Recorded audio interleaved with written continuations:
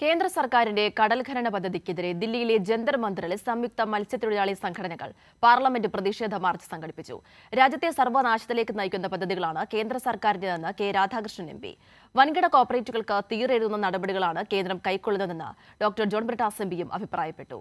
കേന്ദ്രത്തിന്റെ ജനദ്രോഹ പദ്ധതിയിൽ നിന്നും പിന്മാറുന്നതുവരെ ശക്തമായ പ്രതിഷേധം സംഘടിപ്പിക്കുമെന്ന് മത്സ്യത്തൊഴിലാളി ട്രേഡ് യൂണിയനുകളും അഭിപ്രായപ്പെട്ടു. സംസ്ഥാനത്തെ കടൽ ഖനന പദ്ധതികൾക്കെതിരെ കേരള മത്സ്യത്തൊഴിലാളി ട്രേഡ് യൂണിയനുകൾ സംയുക്തമായാണ് പാർലമെന്റ് പ്രതിഷേധ മാർച്ച് സംഘടിപ്പിച്ചത്.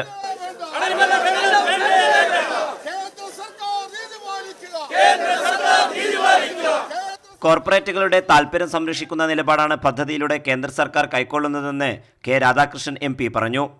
നമ്മുടെ കേരളത്തിന്റെ കടൽ തീരം മുഴുവൻ തന്നെ കുത്തകൾക്ക് അടിയറ വയ്ക്കാനുള്ള തീരുമാനമാണ് കേന്ദ്രവും മുന്നിലെടുക്കുന്നത്. കടലിനെയും അതുപോലെ കരയെയും കാടിനെയും എല്ലാം തന്നെ ഇഷ്ടം പോലെ ചൂഷണം ചെയ്യാനുള്ള അവസരം ഉണ്ടാക്കി കൊടുക്കുന്നത് ഭൂരിപക്ഷം വരുന്ന ജനതയുടെ താല്പര്യം സംരക്ഷിക്കാനാണ്, ഒരുപടി സമ്പന്നന്മാരുടെ താല്പര്യം സംരക്ഷിക്കാൻ വേണ്ടിയാണ്. സംസ്ഥാനത്തെ കടൽ ഖനനം കേരളത്തെ മൊത്തം പ്രതിസന്ധിയിലാക്കുന്ന പദ്ധതിയാണെന്ന് doctor John Brittas M P പ്രതികരിച്ചു. വിവിധ മേഖലകളിൽ നിന്നും അഭിപ്രായങ്ങൾ തേടാതെയാണ് കേന്ദ്രം മുന്നോട്ടു പോകുന്നതെന്ന് എം പി കൂട്ടിച്ചേർത്തു. കേവലം കടലോരത്ത് ജീവിക്കുന്നവരുടെ മാത്രം പ്രശ്നമല്ല, മത്സ്യത്തൊഴിലാളികളുടെ മാത്രം പ്രശ്നമല്ല, കേരളത്തിന്റെ മൊത്തം പ്രശ്നമായി ഇതിനെ കണ്ടുകൊണ്ട് ഞങ്ങൾ പാർലമെന്റ് അംഗങ്ങൾ കേരളത്തിന് വേണ്ടി പ്രക്ഷോഭം നടത്തുമെന്ന് ഉറപ്പു നൽകിക്കൊണ്ട് ഞാൻ ഈ ഐതിഹാസിക സമരത്തെ അഭിവാദ്യം ചെയ്യുന്നു.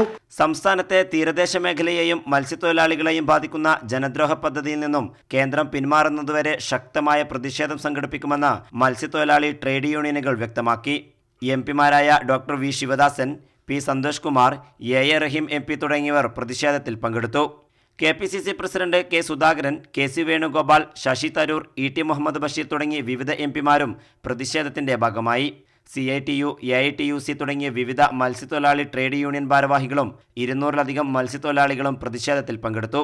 വരും ദിവസങ്ങളിൽ രാജ്യത്തിന്റെ വിവിധ മേഖലകളിൽ പ്രതിഷേധം സംഘടിപ്പിക്കാനാണ് തൊഴിലാളി സംഘടനകളുടെ തീരുമാനം. കൈരളി ന്യൂസ്, ദില്ലി.